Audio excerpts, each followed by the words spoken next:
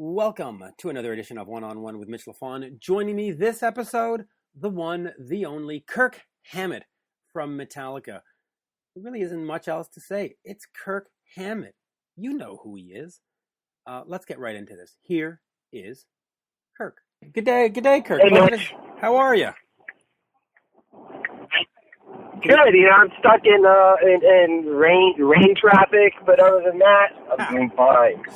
Good. Well, hey, I can't help you with the traffic, but let's start talking about all these pedals. So, you've got the new #1 Overdrive pedal. In fact, let's just start talking about this. What is so exciting and so different about this pedal? Well, it's kind of like a combination of things. It's first and foremost, it's your very, very kind of traditional sort of distortion pedal, but also it's a clean boost. In terms of like it's very similar to like the micro amp, the MXR micro amp. And it's a very, very simple design, a very simple circuit, but it's a lot more sophisticated than you would think. And the reason why I say that is because, you have 4 knobs on the pedal, but the bass knob actually doubles as a second gain stage too, as well. So, it's a distortion pedal with 2 gain stages, but it's also, you can also use it as a clean boost, like what a person might use a micro amp for. MXR micro amp, and so basically, it's something that's really, really effective for the whole sort of like clean sound to dirty loud sound sort of dynamic. It's really great in that when you use it as a boost, you can use it to boost your tone, Right. Or you can switch up the boost and add tonal color to the actual boost itself, which is a really, really great sort of thing. And you have 4 knobs for that, and it's great for like sort of any sort of like playing where you need to go from a really soft, quiet dynamic to a really loud, hard, dirty dynamic. So in that case, it's great for something like a blues guitar player who wants to like kick in the intensity and take it to the next level. I mean, this is the perfect sort of pedal for it. It's also great in that if you just want to, if you come to a part in the song and you want that little extra nudge over the mix so that you can be heard, so it's really, really great in that regards. I must say that when I combine the #1 distortion with the Ghoul Screamer, it's next level. It is like totally out of control and it's so insanely good. I just need to throw it out there. Take the Ghoul Screamer and combine it with the #1 distortion, and you got such a great sound. And it's that kind of sound where once you hear it, you feel really inspired and feel like you can just pull off anything you're trying to pull off. And in that regards, I'm really, really happy about it, because when you combine the two, it just opens up a completely new world of variation and options, and then you throw, a wah pedal into the mix, like I'm up to do, just like way too much, and then not enough. It's just like, there you go. Yeah, exactly. Let me ask you about this, though. The KHDK, which of course is your name and David Karon. Why go into business making pedals? What inspires you to sort of put your money into it? Because you're at that level where you can show up to any company and say, hey, listen, I need a pedal. I want it to go like this. And they'll make it for you. Why was it important for you to actually get involved in this? Well, it's like, it's kind of similar to forming a record company. People form record companies because they want absolute creative control. They want control over the creative aspect of it. They want control over the business aspect of it. They want control over the distribution aspect of it. They want control on how it's marketed. And that's basically why a lot of bands form record companies. It's because they don't want anyone else involved to complicate the vision that they have. It's the exact same thing with this pedal company. I want to do stuff that's quirky and whimsical, and I also want to do stuff that's never been done before, and I don't want to have to worry about, is it going to sell 10,000 copies for it to be commercially viable. I don't want to have to worry about that. I want to worry about making the pedal and making sure that it works and making sure that it works right, and then making a limited amount and getting him into people's hands and then moving on. Basically, I want we formed this so that I could build all the stuff that I need personally that there's just never created or invented, and I need stuff that I've kind of daydreamed about for a long time, and that's what the Ghoul Screamer is. Ghoul Screamer is basically a tube screamer that has a lot more options, a lot more possibilities, and because whenever I sat with that tube screamer, the traditional one, the fact that it only had 3 knobs was both a great thing for me and a limiting thing for me. And so basically, it's to make the stuff that I want to be made, and it's basically the stuff that I know guitar players would go, hey, what a cool idea. What's that going to sound like when I get my hands on that? Right. We have a bunch of other pedals that we have designed. Some of them are already, we already have prototypes for. And then we have some stuff that we have to figure out how to do. But once we figure that out, it's going to be great because they're going to be like one of a kind sort of designs. And I'm hoping that some of these more different, unique designs become standards. Just like whenever Joe wah-wah pedal fucking invented the wah pedal. I had a feeling he didn't realize that it was going to become an industry standard. And so what we're hoping to do is we're hoping to find a combination of options and possibilities and putting them together and hopefully making something that just makes a lot of sense to people for years and years and years to come. I'm really excited about a lot of this stuff, but we haven't really we're still in the design stages of it, right? And so I can't really tell you what they are, but we're getting a little annoying for me because I'm really. But yeah, we're definitely getting there, and it's stuff I know that the guitar players are going to go, oh yeah,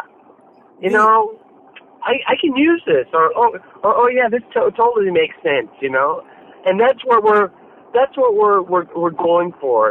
We're trying to do stuff that's never been done before. We're trying to be practical, and we're trying to make new inroads into certain possibilities and combinations. Right. It was not this company was not made to just make same old stuff. You know, let's make another distortion pedal and put my name on it, or let's make a wah pedal, change one circuit and put my name on it. It's much more than that. It's about innovation. And, much more thought is going in. Yeah, it's about innovation and doing cool stuff. And you know, I didn't see anyone else doing this. And my friend said, you know, well, let's just make a pedal company then. Let's just do it. And I said, okay, let's do it. And at the end of the day, I'm really happy about it because, you know, it was in the beginning it was more an afterthought than anything else. But then once we started getting into the meat of the matter and really getting deeply into it, I realized that, wow, this is super cool. I'm really into it, and this is much more fun than I ever imagined it being. The last time we it's fun. It is fun. The last time we spoke was in Montreal in 2009, and I had this Scorpion CD with me, and we had talked about sales of Karon that you had been using as your sort of doodle and stuff. And Uli Jon Roth has his Sky guitars. Is that something that you might want to expand into at some point, getting into your own guitar line, or do you stick with ESP and just stick on making pedals? I gotta tell you, man, I played Uli's Sky guitar, right, and it's really, truly amazing. It's an amazing instrument. I mean, it wasn't just this guy who just decided, you know, to make more frets. I mean, there's pickups underneath the fingerboards. There's pickup, you know, there's special piezo pickups in the bridge. You know, the tone of the thing, I always thought, because of what, it's like 4 octaves or something crazy like that? It's 26 or 28 frets, something insane. Yeah, it's crazy. I thought that, you know, when you got up into that high register, that you know, only dogs would be able to hear it. You know, I mean, I honestly thought, how could it sound good? But when I actually played it, and I played up really high, it sounded amazingly good. Amazingly good. It sounded like diamonds to me, you know? Yeah. What I imagine diamonds would sound like, you know? And so, I mean, I said to Uli, I said, wow, this is really, really amazing guitar. A lot more work has been put into it than I ever imagined. And this is actually a well thought out guitar. Can I get one? And he said, yeah, you can get one. And I said, great. And, you know, I thought I'd be able to, you know, have one given to me. But that's not the case. The materials, there's a lot of materials that go into that guitar.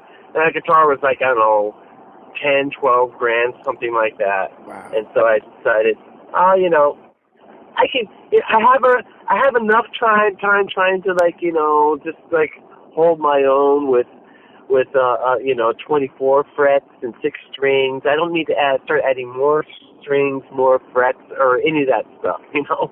Right. I see that our time is running out, because I could go on for the next half hour, but but before we hang up, is it possible to get a quote about Glenn Frey passing David Bowie, and then also talk about, if possible? Yeah. Good. All right. Okay, so about Glenn Frey, you know, I have to say, when the Eagles were at their peak, I was hanging out at a different sort of part of the musical spectrum, you know. But I will say that one of the very first concerts I ever went to was Day on the Green with the Eagles, and you know, I wasn't a big Eagles fan. You know, I thought they were just like kind of like, you know, pop rock, AOR rock, as it was called back then. Right. But I love Joe Walsh's playing, and I also love the song Hotel California. Come on, it's one of those songs. If you're a guitar player, it's one of those songs where there's a lot of cool guitar stuff going on, and how can you not like that song? You know, and so I remember listening to that album and thinking, you know, there's a couple of Eagles songs that are pretty damn good, like Life in the Fast Lane, Victims of Love, you know, Hotel California.